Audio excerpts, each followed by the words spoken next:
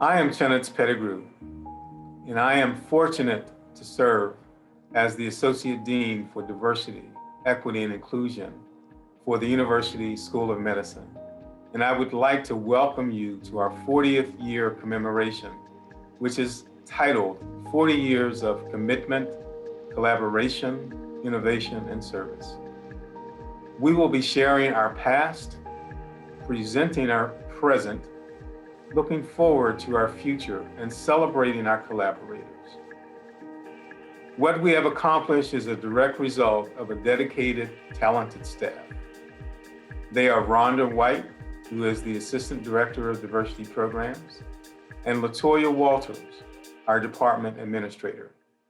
I would like to introduce our co-host for our commemoration, Dr. Stephen Evans, Clinical Professor and Director of Community Engagement for the Department of Surgery. Good day, everyone. I'm Dr. Stephen Evans, Clinical Professor of Surgery in the Division of Surgical Oncology and the Director of Community Engagement, the University of Pittsburgh School of Medicine. I am honored to participate in this important commemoration of the 40 years of commitment, collaboration, innovation, and service. We would be reflecting on 41 years of effort to bring diversity, equity, and inclusion to the physician workforce.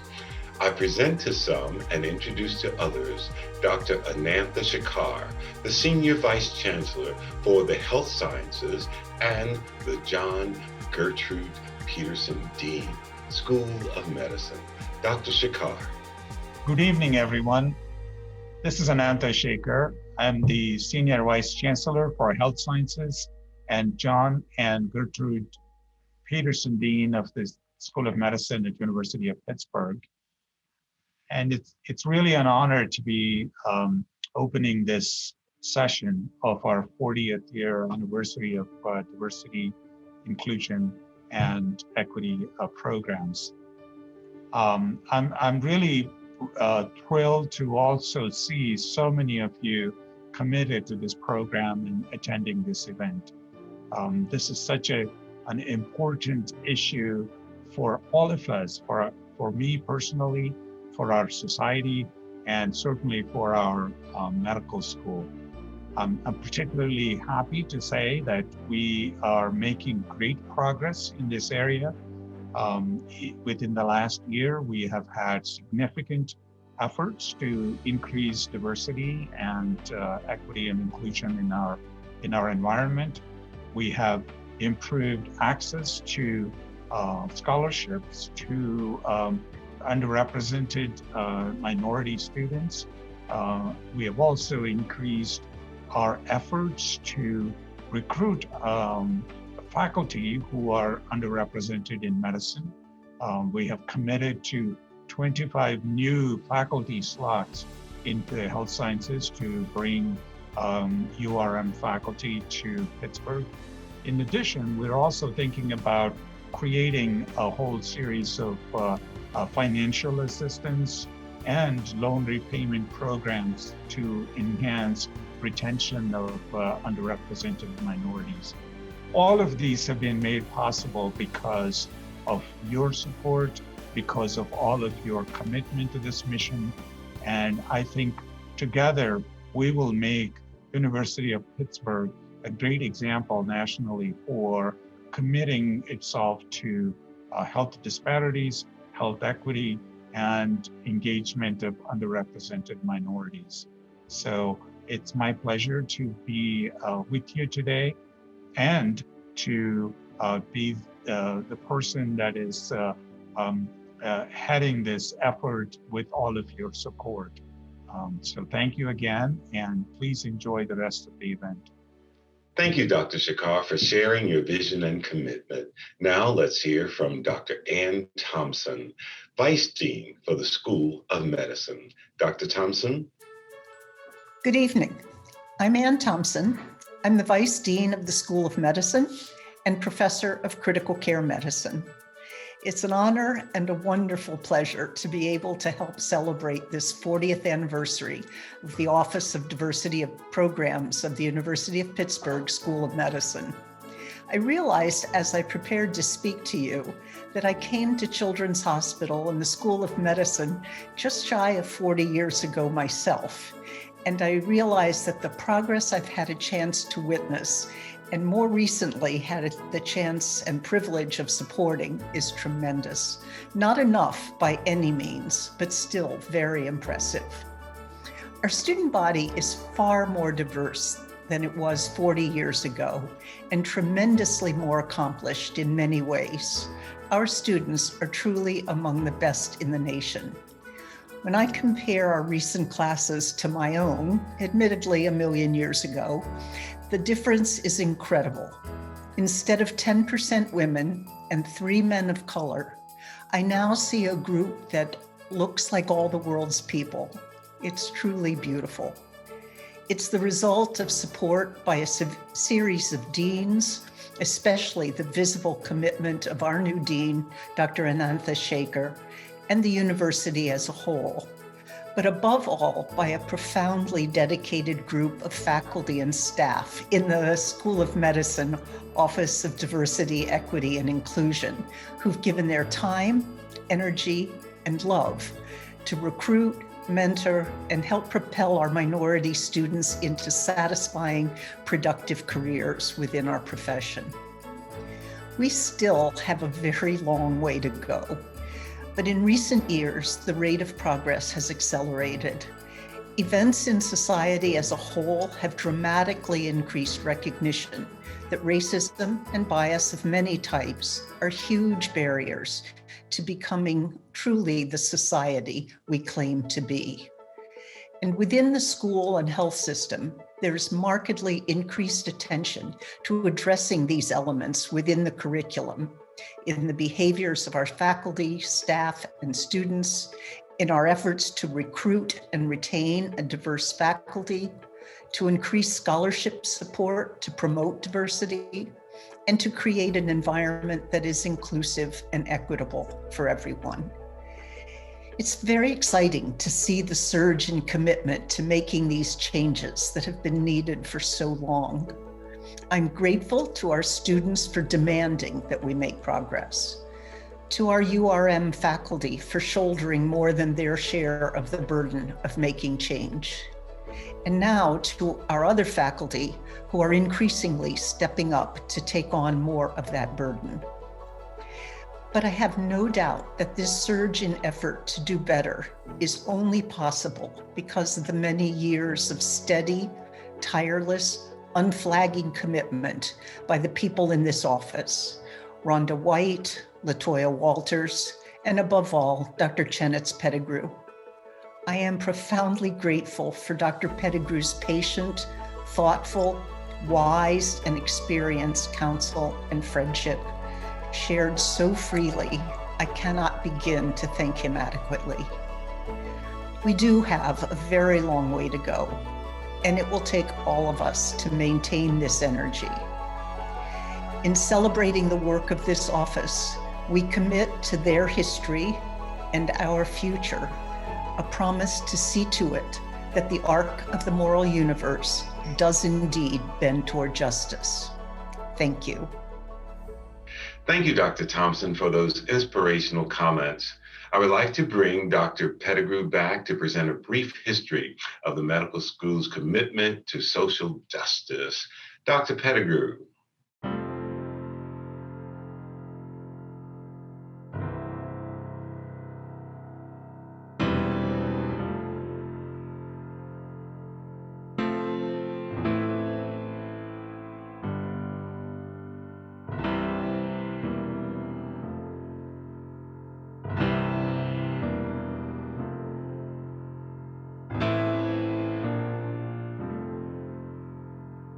Those photos are a walk through history.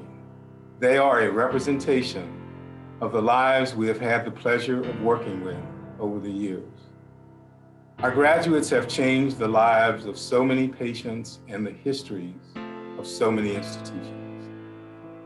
Yesterday, senior medical students learned that they have matched. As the countdown went to zero, envelopes that had minutes before sat on tables are ripped open. Then comes unbridled jubilation. After years of self-assessment, hard academic work, advising, and planning, students will now embark on another exciting part of their journeys. For the last 40 plus years, the now Office of Diversity, Equity, and Inclusion has had a front row seat to the unfolding stories of many students as they grow and evolve from pre-college students to successfully matched interns. The journey of each student is etched in our hearts as they endeavor to reach their professional goals.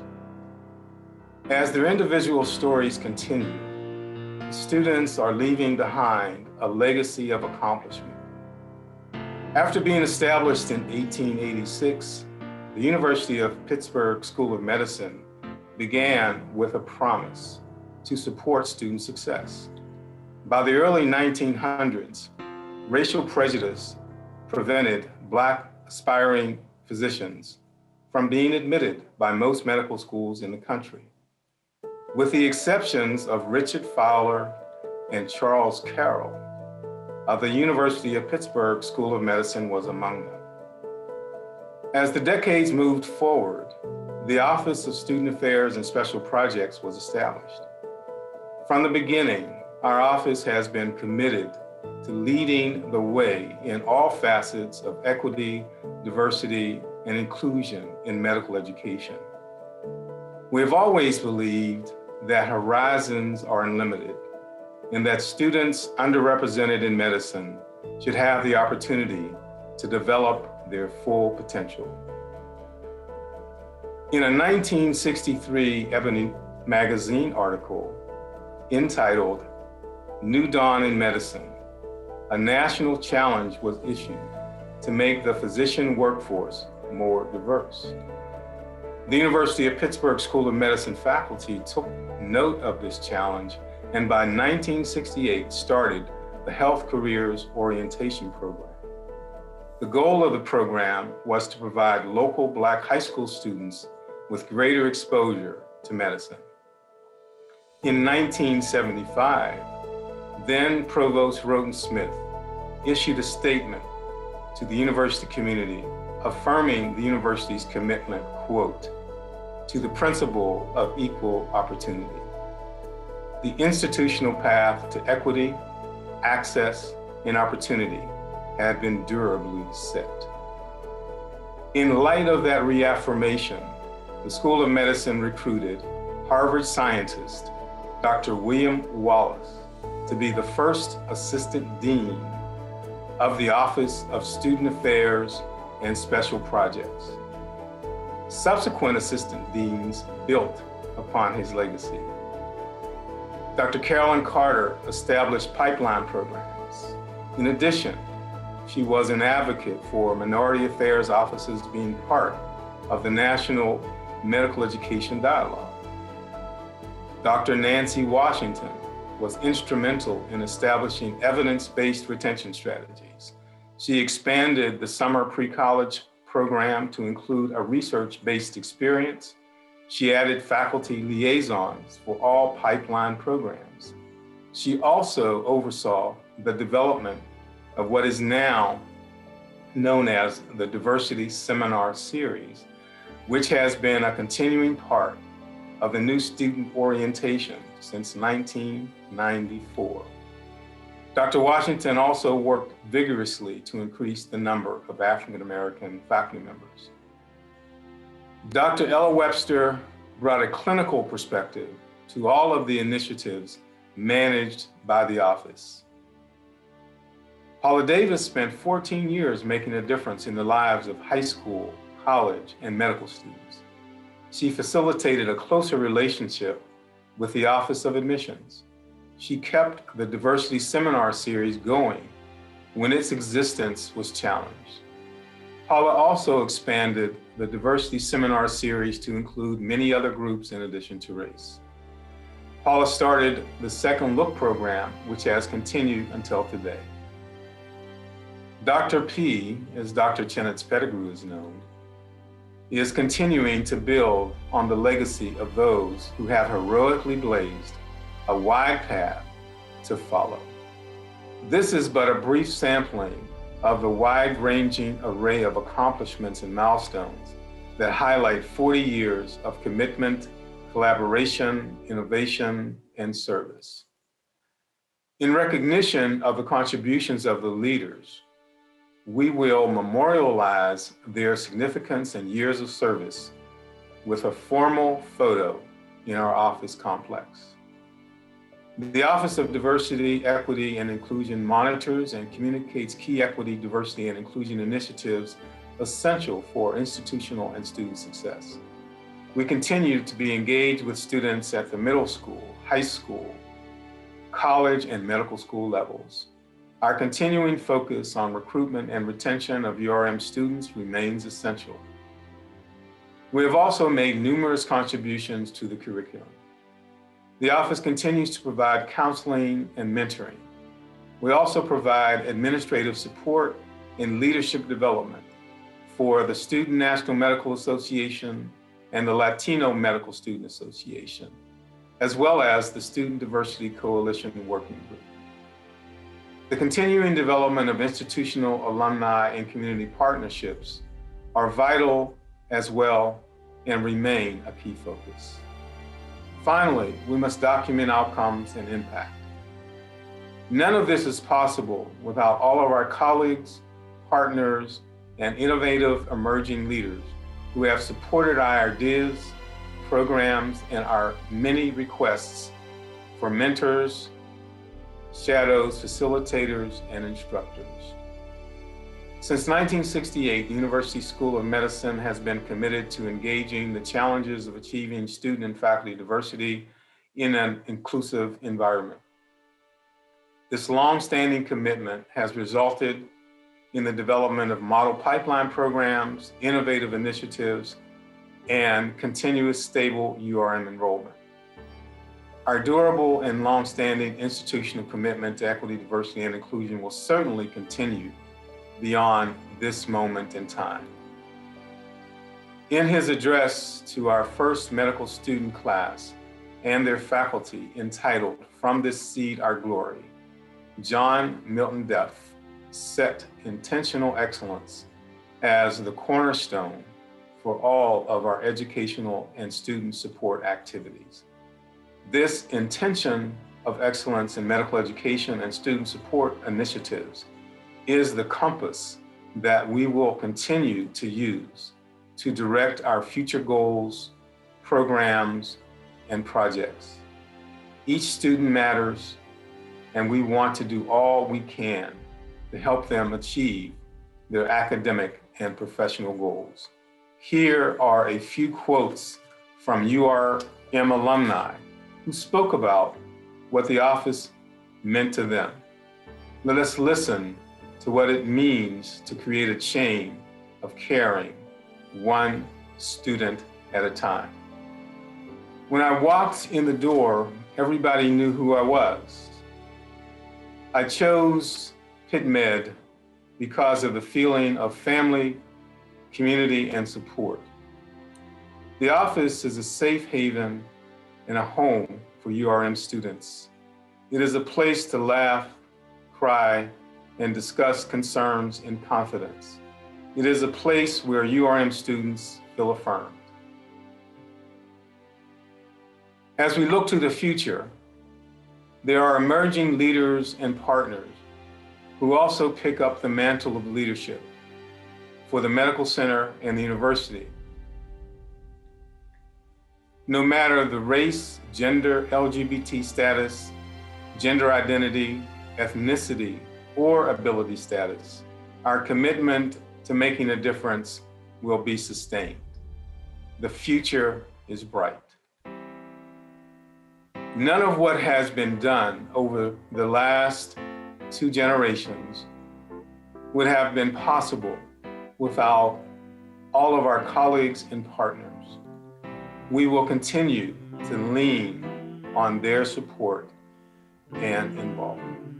I'm proud to serve as the Associate Dean for Diversity, Equity, and Inclusion and have the opportunity to contribute to the living history of the PITMED experience.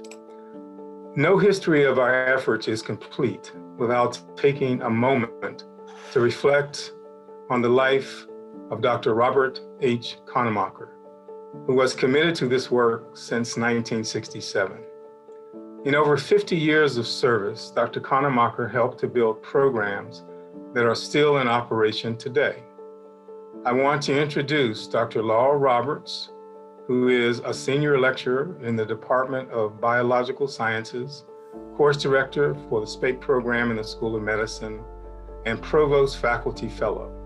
She's accompanied by Dr. Malama Contreras, an assistant professor in the Department of Medicine, Division of Cardiology, and whose life represents the work that Dr. Connamacher was engaged in for over 50 years. Dr. Roberts and Dr. Contreras for a tribute to Dr. Connamacher.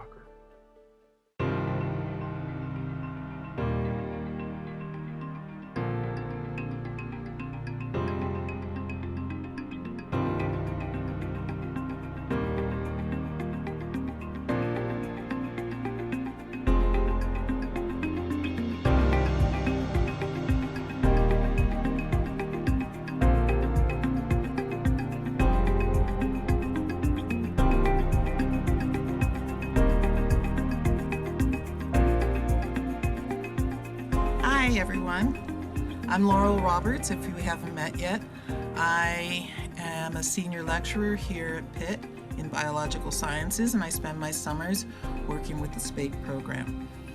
I first met Bob probably around the year 2000 when I joined the crew at SPAPE, and I have to say, I am so glad that I got to spend so much time with him. He was as generous and kind and stubborn as a person could be. We went head to head, not just every year, but practically every week during SPAPE. There was always something, whether it was teaching techniques or teaching content or anything like that. But at the same time, being around Bob made you grow. I became, I think, a better, more compassionate teacher.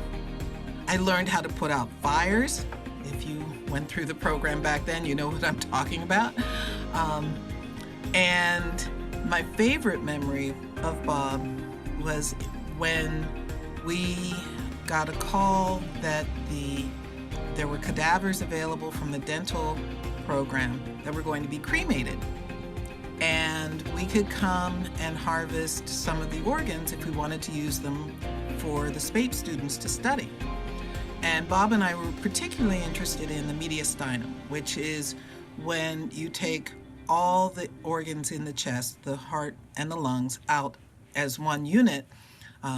It's an opportunity that most students never get a chance to study because, usually it's just the heart or just the lungs or just a section of one of them. So it was May, it was between semesters. Bob and I went up to the gross anatomy lab, and no one else is around except table after table of bodies in white bags.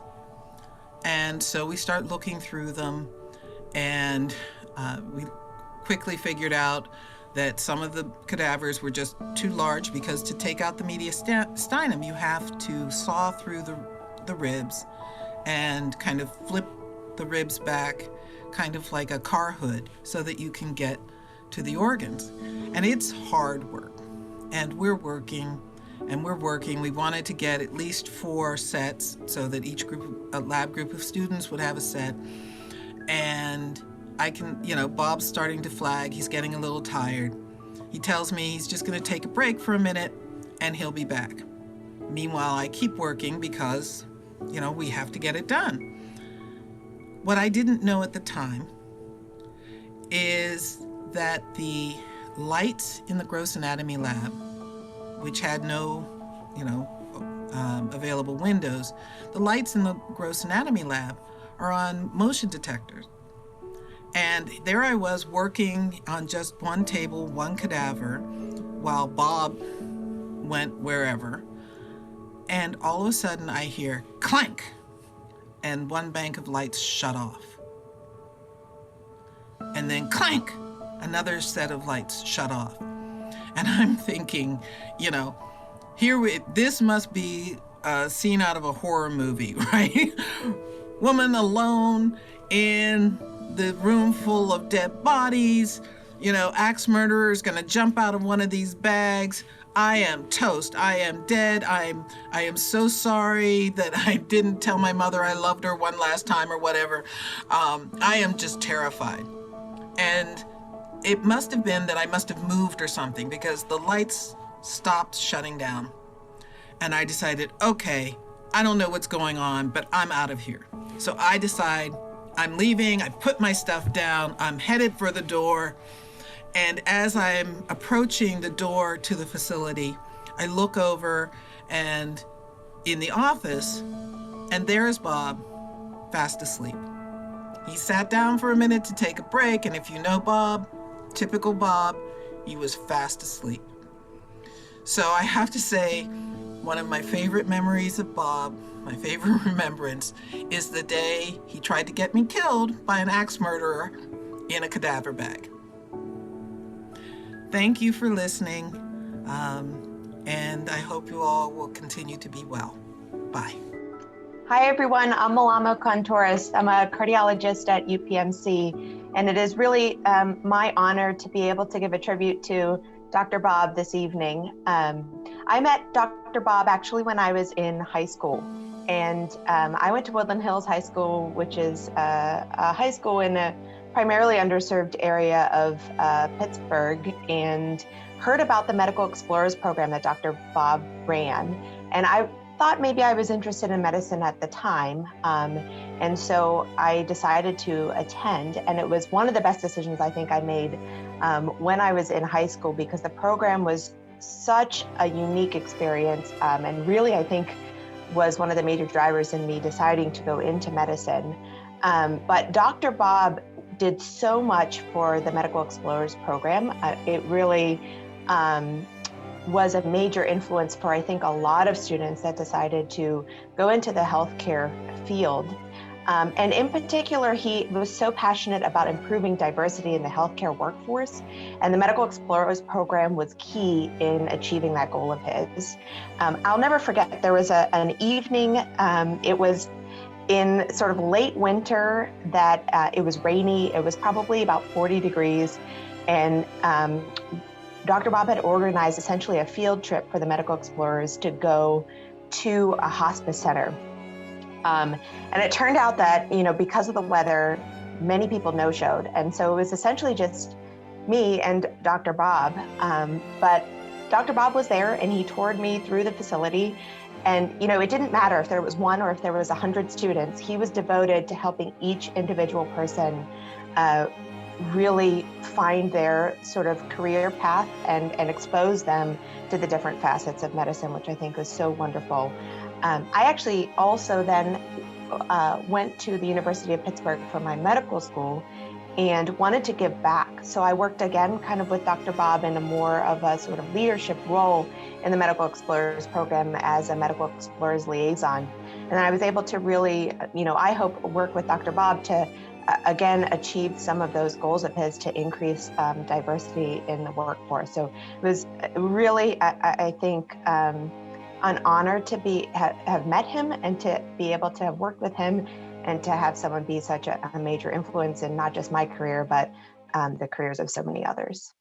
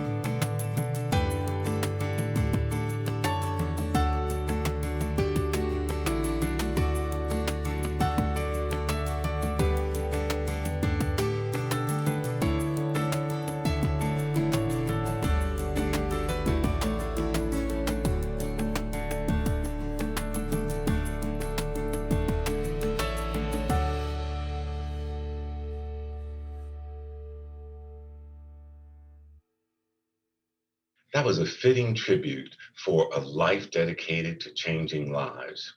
There will never be another Dr. Robert Kanemacher. He will always be remembered for his compassion and commitment to mentor and support building a pipeline for underrepresented in medicine. I'd also like to recognize the people who have had a long-standing relationship with the Office of Diversity, Equity, and Inclusion. We thank them for their support and contributions. They are enduring supporters who we have counted on over the years to sustain the SPA, EP, and Prologue programs and our diversity seminar. They have provided administrative support, been the hidden figures working behind the scenes, and many deserve special recognition for their contributions.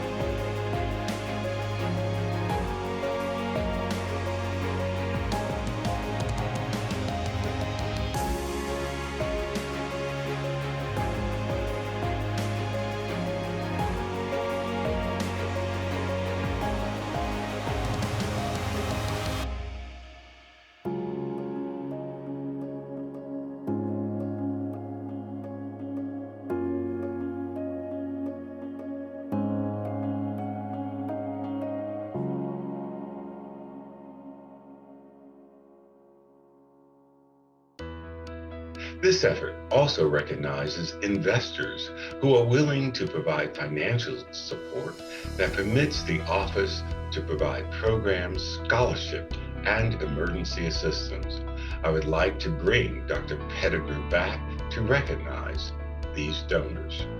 I would like to recognize those alumni and families who have made substantial contributions to the program.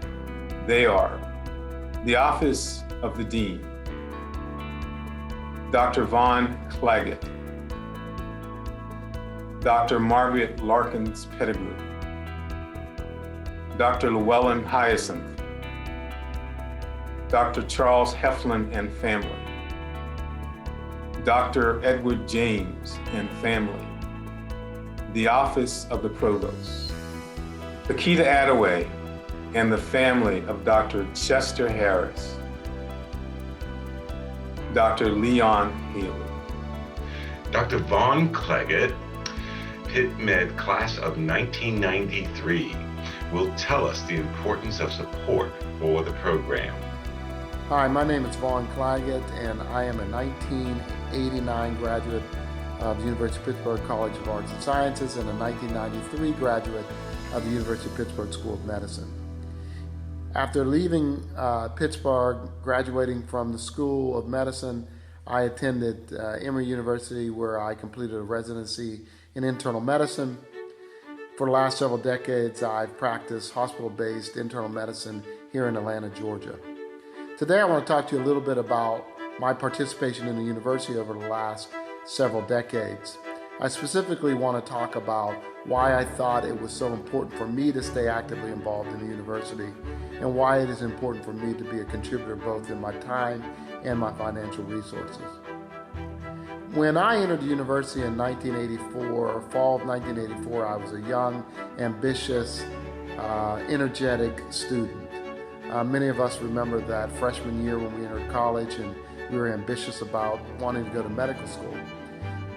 I didn't quite know how to get to medical school. I came from a family of modest means. Nobody in my family had attended medical school, and only a few people actually had attended college. So I came to medical school with ambitions of becoming a physician without quite knowing how to achieve that goal. And what I found at the university was a group of individuals, administrators, faculty members, students, people who looked like me, that took a vested interest in my success. They became mentors and sponsors along the way to ensure that I was successful. So as an undergrad, I had the opportunity to go to the medical school and meet with the Associate Dean of Students and Head of Minority Affairs, where I met with that individual each semester for the next several years that I was an undergraduate. She prepared me for a career in medicine, provided me with mentorship and sponsorship individually through herself, as well as introduction to other people. I was in summer programs at the medical school that were made available to people who look like me, summer enrichment programs for undergraduate students. When I applied to medical school and was accepted to the University of Pittsburgh Medical School, I then attended a pre-matriculation program, which was geared towards my success. So my success along the way was very deliberate in the sense that there were mentor sponsors along the way that ensured that I had the resources that were in place that would allow somebody like me to succeed and achieve my goals.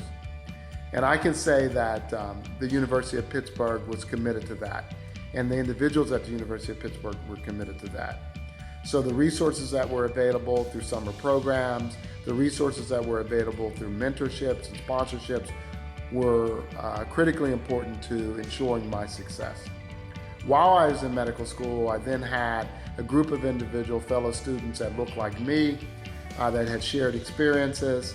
I had administrators that took vested interest in my success, and mentors that shepherded me along the way to make sure that if I had any challenges, that they were there to make sure that I would succeed. I was a member of the Student National Medical Association, and we were an active organization on campus as they are today. And we worked closely with the Office of Minority Affairs to ensure that resources were in place to allow the medical students and prospective students to allow them to have the best opportunity to succeed at the institution. So I was really grateful for that. I often say that much of my success in life is due to the opportunity that the University of Pittsburgh provided to me. An opportunity that I can say, having spoken with a number of individuals across the country over the course of the decades, was not readily available to others. And I think it's not a mistake that I and others like me were successful that had matriculated through the university. So over the course of the years, I stayed actively involved in the institution. I remained involved through coming back to the medical school, speaking to the medical students, speaking to the undergraduate students, and providing mentorship and sponsorship as was provided to me. One of the things that attending the University of Pittsburgh undergrad and medical school taught me was the importance of reaching back and helping those who were following in your footsteps. Many people did that for me, and that ensured that I was successful, and that obligation was then passed on to me to do the same for others to open up that door of opportunity. I realized that if not for me, if not for others, if not for you, then who will ensure that the next generation is successful? So it's critically important that we take this upon ourselves to ensure that the next generation is afforded the same opportunity that we were afforded and perhaps even more. So I take that very serious. Over the course of the last several decades, I've been involved in the university in a lot of different capacities. I've been involved in the African American Alumni Council as national president. Currently, I serve as a trustee on the board of trustees at the university, and I serve on the board of directors at UPMC. The reason that I do that is that it allows me to stay actively involved in an institution that I have a great deal of respect for and a tremendous amount of fondness for. It allows me to be in a position to create opportunity for those who would otherwise not have a voice and therefore not have that same opportunity. I realized how important that was to my success, and I feel a sense of obligation to do the same for others. You know, I've had a great career. I spent the last 3 decades of my life practicing medicine. I've benefited from a career in medicine both monetarily as well as non-monetarily. And again, much of that success is due to the opportunity that was provided me by the University of Pittsburgh. As such, I feel a sense of obligation to ensure that the next generations and generations to come have that same opportunity and more. And that's been impressed upon me, and it's something that I've taken very seriously over the course of the last several decades. So I participate both in my time and my financial resources, and I hope that everybody else shares that same level of obligation to ensure that others that are following in their footsteps have the same opportunities. And perhaps some of the obstacles that we faced, that we can be solutions to solving those obstacles and making the path a little bit easier for the next generation. So that's why I participate. I take it very seriously. I've done it for decades, and I continue to do that, and I will forever do that, as I am forever grateful for the opportunity that the university has provided me individually and many of my classmates and colleagues. So thank you very much, and we look forward to your participation in the university. Hail to Pitt. Thank you, Dr. Cleggett. Another institutional investor in our efforts is the Office of the Provost. Dr. Kenyon Bonner, Vice Provost and Dean of Students, is here for remarks related to their ongoing support. Thank you, Dr. Pettigrew, for inviting me to be a part of this important celebration.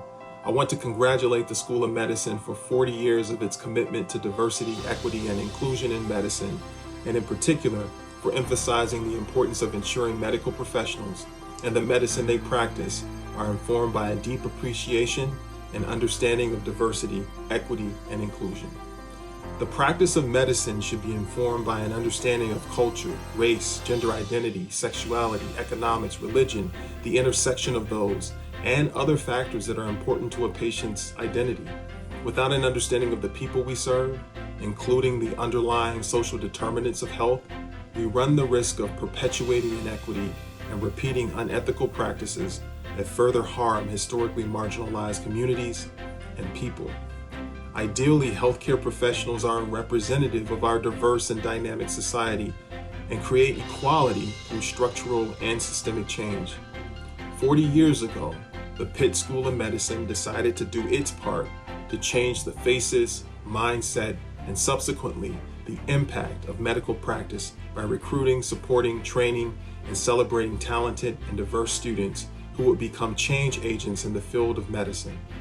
Although the School of Medicine was a pioneer with its diversity, equity, and inclusion program 40 years ago, we all know that this work is unending and unceasing. As we celebrate 40 years of commitment not only to DEI, but also to excellence, we also celebrate this 40th as a reaffirmation of the importance of ensuring the medical profession is representative in mind, body, and spirit of the people we serve. To do anything less is to fail to serve others to the best of our ability. On behalf of the Office of the Provost, I want to thank the medical school faculty, staff, administration, community partners, and students for their support in making us stronger and better at Pitt. Congratulations on 40 years of aspiring to achieve excellence. Thanks to all the donors and investors for their continued support. It is investment that continues to pay dividends. Student organizations have also been a key part of the history of the office. They have been key partners.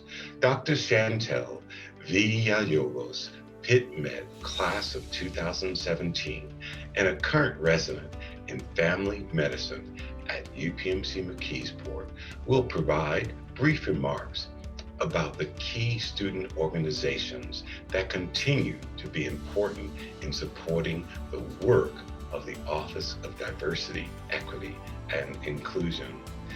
Dr. Villalobos will make comments about the importance of such organizations and her personal experience. Thank you, Dr. Evans. The Office of Diversity, Equity, and Inclusion has been instrumental in advancing student organizations. These organizations include the Student National Medical Association, SNMA, and the Latino Medical Student Association, LMSA.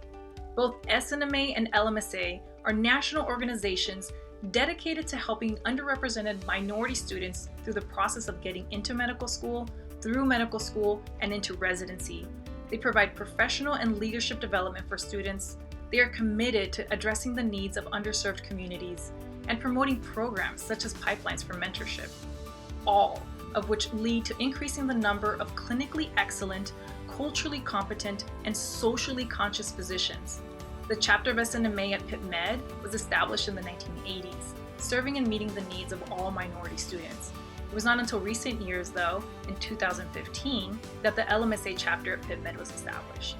Both SNMA and LMSA have been having national and regional recognition for their commitment to supporting efforts to make the physician workforce more diverse and inclusive.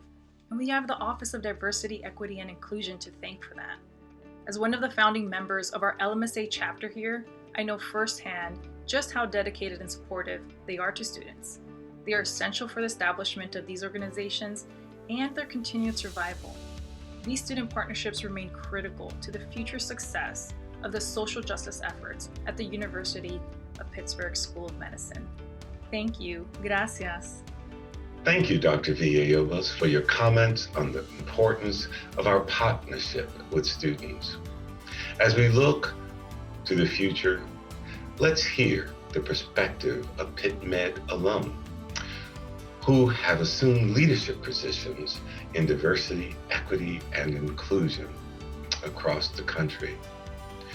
We will hear from Dr. Stephanie White, a 2008 Pitt Med graduate and Associate Dean for Diversity and Inclusion and Associate Professor of Pediatrics at the University of Kentucky College of Medicine. Dr. Maya Mallory, a 1994 Pitt Med graduate and the Associate Dean for Diversity, Equity, and Inclusion and Associate Professor of Pediatrics at the University of Cincinnati School of Medicine. Dr. Leon McCrae, a 2006 Pitt Med graduate and Senior Associate Dean of Diversity, Equity, and Inclusion, and Professor of Family Medicine in the Drexel University School of Medicine. Dr. Margaret Larkins Pettigrew, a 1994 Pitt Med graduate and the Chief Clinical Diversity, Equity, and Inclusion Officer at the Allegheny Health Network and Professor of Obstetrics and Gynecology. Paula Davis will moderate this discussion. Good evening. My name is Paula Davis, Associate Vice Chancellor for Diversity, Equity, and Inclusion for the Schools of the Health Sciences.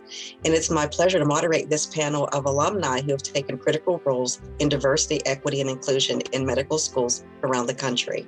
Tell me, why did you decide to make diversity, equity, and inclusion a part of your career?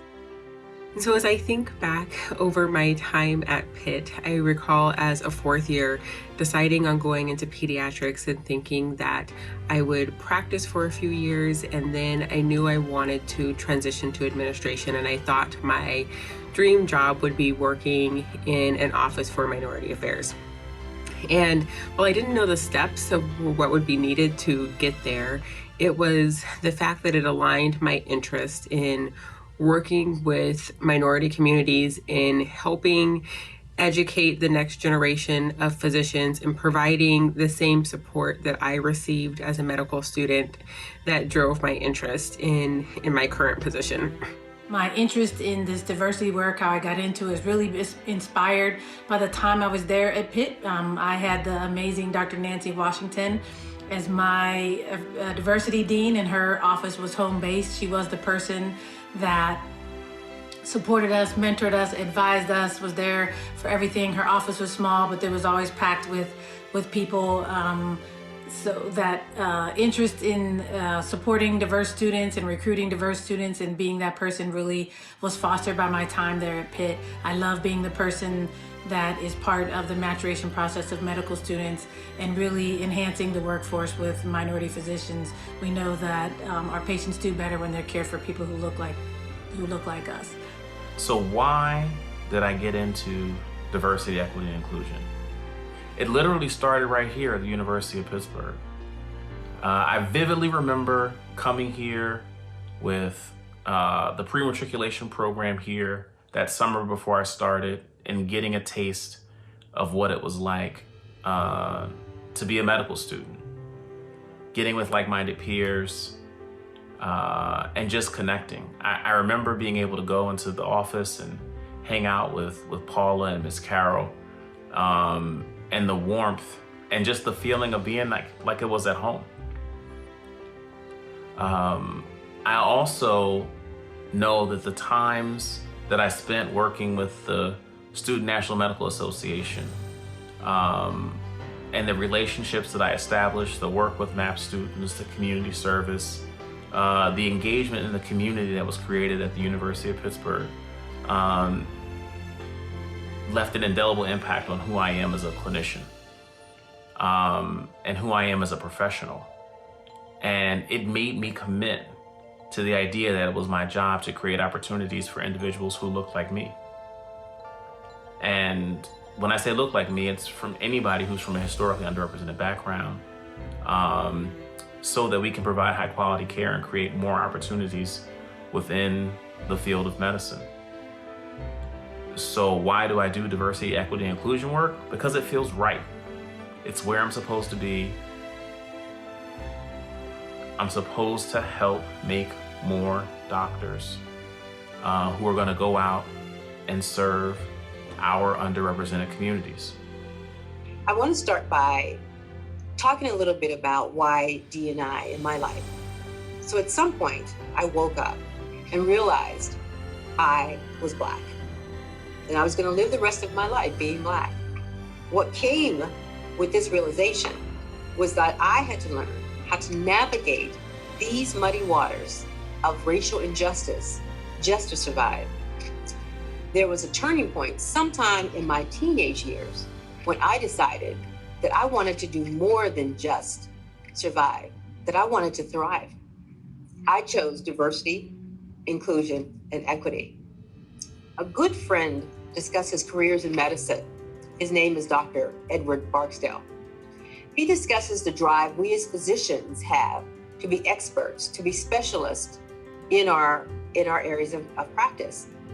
Many of us have experienced micro and macroaggressions that we have all faced during this journey. But some of us managed to push through, but not all. Not true for many of our colleagues of color who stumbled along the way and many never recovered.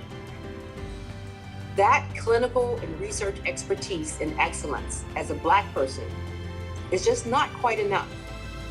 Dr. Barksdale always asks the question, do you want to be an expert and live in a space of excellence, or do you want to be significant?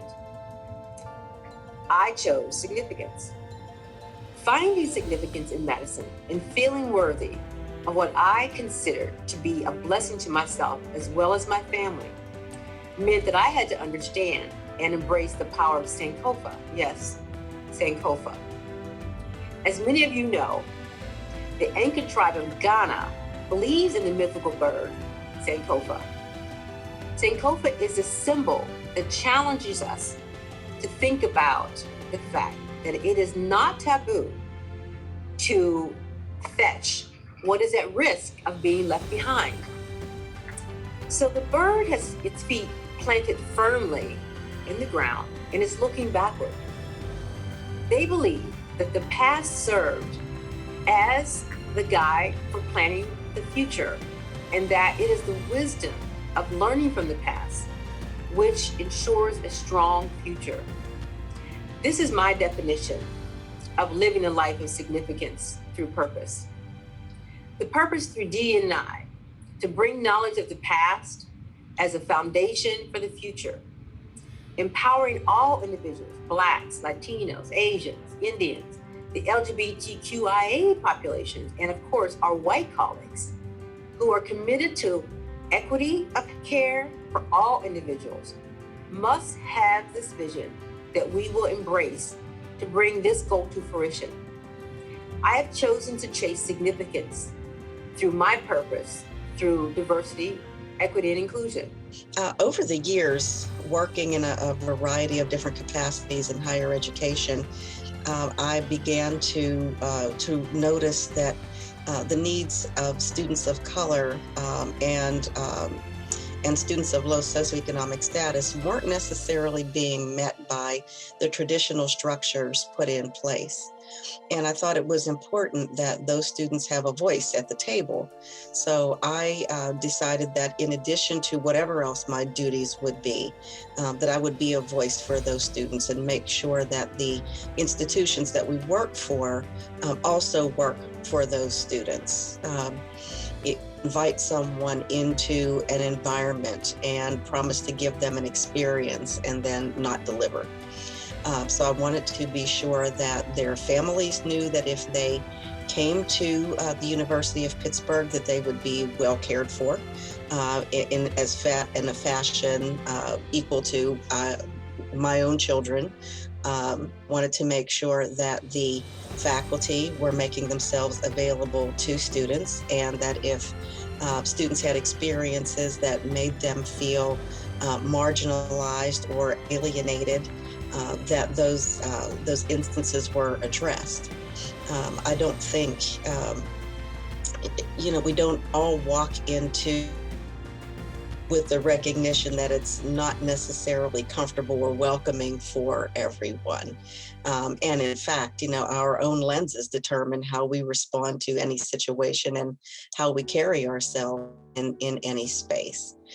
So it definitely, has been important for me to be a voice in spaces where people are marginalized or made to feel unwelcome, such that they get the experience and education that they were meant to receive as they came to the University of Pittsburgh School of Medicine. And what are the key challenges you see in the future for offices of diversity, equity, and inclusion? We know that there continue to be studies that show our leaky pipeline getting in, which, many things at Pitt have spoken to in terms of our strong pipeline programs that bring students in before medical school starts to make sure that they have that strong foundation and can be more successful. But we also know that there are things in our academic medicine environment that don't always fully support individuals where they're at. And I think this is the part where we need to continue to innovate and come up with new strategies and new approaches to figure out how to best support students and make sure that they not only are loved through the process and know that they have that emotional support, but they're provided with appropriate feedback and appropriate skills and advocacy and sponsorship to fulfill their ambitions and to pursue the limitless possibilities that they have in their future. The challenges I find in this work really are there are multiple reasons. I think, it's a challenge because there's a lot going on in the world, and although people are, interested in increasing diversity and working on anti-racism efforts, still there's a lot more that needs to be done, and we need a lot of buy-in. Our students, residents, faculty still face bias and microaggressions, and they deal with imposter syndrome and many things, and so those are a lot of the challenges. I think this work can be exhausting. I think we make small strides, but we're constantly here to do the work because we know it's valuable. I think one of the biggest challenges that I'm starting to recognize is the importance of resources allocated to behavioral and mental health services for our students, for our staff, and for our faculty of color. It is evident that we have unique challenges based on lived experience, based on daily interactions, life stresses, microaggressions, imposter syndrome, and the like. You know, all of the things that I can name, all of the fancy terms. But the reality is that the path to becoming a physician can often be a very solitary one. And there are often challenges that come along the way. And I truly believe that our need to be able to create safe spaces with adequate support for our students to deal with the rigors and challenges of the field, to help them maintain wellness, and to have the resources within diversity offices to provide our students with culturally sensitive behavioral health support is going to be a real burden for our diversity offices. I see three major challenges. The first challenge is continue to affirm that offices of diversity, equity, and inclusion are essential for the training of future leaders in medicine. Not only leaders of color, but all leaders who value humanity and humane delivery of healthcare. At the end of the day, all learners must embrace the dismantling of racism, sexism, and all of the isms that we know have encountered many of us as we try to navigate the waters of a successful career in medicine. So both clinically and via research, we must be able to embrace all individuals as we give them the opportunity to increase longevity, wellness, and productivity. The second major challenge that I see is that we must build pipeline programs that extend from middle school through professional careers. These pipeline programs must invest in not only the cultivation of our youth who desire careers in medicine, but to prepare professionals, particularly those of color, for careers as deans of colleges and universities, board members, and philanthropic contributors, to make this broad goal a reality. That is the sustainability that we need to see and that I want to see well after I'm gone. Being at the table, making those decisions.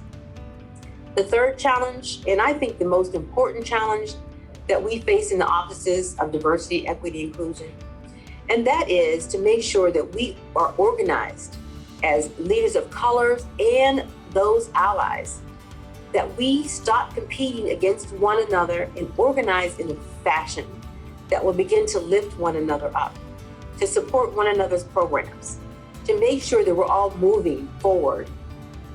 We want to be strategic in planning and implementing powerful, sustainable programs that will change the future of medicine, that will make sure that we give all of the opportunities to those learners that they so need to be the best they can be, to be the best in their profession. We want to make sure that we uplift those categorized as the other, to someday, maybe someday, look forward to never needing an office of diversity, equity, and inclusion. This is probably not a reality, but one that we really need to strive for. But until then, I am committed to continuing my journey to be significant, not only an expert, to be significant in the purpose of diversity, equity, inclusion.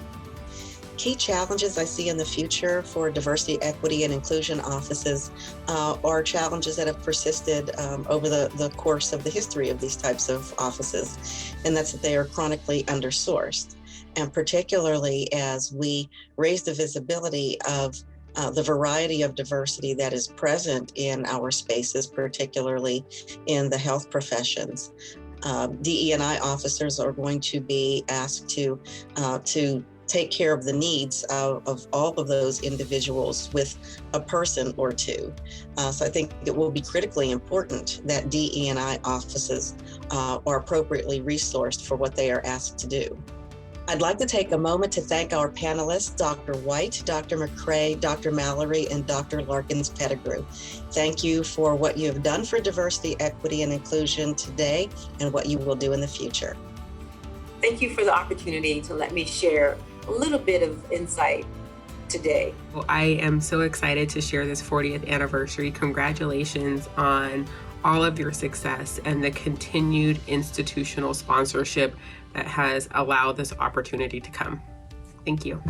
Congratulations, Pitt Med. I'm very excited for you. Thank you for letting me be part of this day. I'll be excited to share one day with you in person. First time ever, as soon as I took this job, Chennis Pettigrew is the first person I called to get his advice on how to run my office. So I thank you for that, and I will talk to you all soon. Bye. Thanks so much for the time. Definitely looking forward to being able to connect with everyone in person at some point in the near future. Take care. In the days when I was a young professional, I met John Oswald, who was the president of Penn State University at the time. He said to me, "Why would you start your career in the area of educational equity?" He said, "One day soon, we will solve this problem and you will be obsolete." It has been 5 decades since that conversation, and I say, people who think like me and who are committed to social justice and educational equity are still very much needed. As I looked to the future, I found my purpose. You can see that there are many challenges to overcome. If we can land perseverance on Mars, we can meet this moment. Our students have challenged us to be anti-racist with a greater focus on social justice. We now have a permanent student advisory group working on these challenges. It is called the Student Diversity Coalition Working Group. I'm an optimist, and in the words of Margaret Mead, never doubt that a small group of thoughtful, committed citizens can change the world. Indeed, it is the only thing that ever has. I am still on the journey I started many years ago to ensure that diversity, equity, and inclusion would endure. We will meet the expectations of the Racial Justice Report Card. We have the highest grade of all of the schools evaluated. Our #1 commitment is to keep the Pitt Med promise, one student at a time. Congratulations to the Office of Diversity, Equity, and Inclusion on your important 40th year anniversary. My name is Joe Losi, and as the Associate Dean for Faculty Affairs and as a gay man, it is an important event for us to celebrate. Diversity for me personally and for all of our students means a community and an environment that's an accepting and a safe space to be free to be who you are. So thank you for all that you do for our School of Medicine, for our students, our faculty, and ultimately for our patients. Thank you. Hello, this is Humberto Trejo Vitar. I'm a thoracic pathologist here at UPNC. I'm also an advisory dean for our School of Medicine. And I want to take a minute to recognize the work of the Office of Diversity, Equity, and Inclusion on their 40th anniversary. The work that they do is fundamental and incredibly important for our underrepresented and minority students and faculty such as myself. Coming from Venezuela, coming from not being a U.S. citizen, it was very important, the support that I got from the Office of Diversity, Equity, and Inclusion. There have never been a moment during my 9 years here at UPNC and Pitt Med that I didn't feel included and a part of the community. And this is largely thanks to the tireless work of the office that Dr. Pettigrew runs. And obviously I have to recognize him. He's perhaps one of the people here at Pitt Med that knows me since my very beginning as a pathology resident, and I cannot miss an opportunity in this video to recognize him because his work is just such an important work for the minorities that have a life here at Pitt Med. So congratulations. I look forward to work with you and to continue being part of this wonderful community that is in part such a wonderful experience because of him and the Office of Diversity, Equity, and Inclusion. So happy anniversary.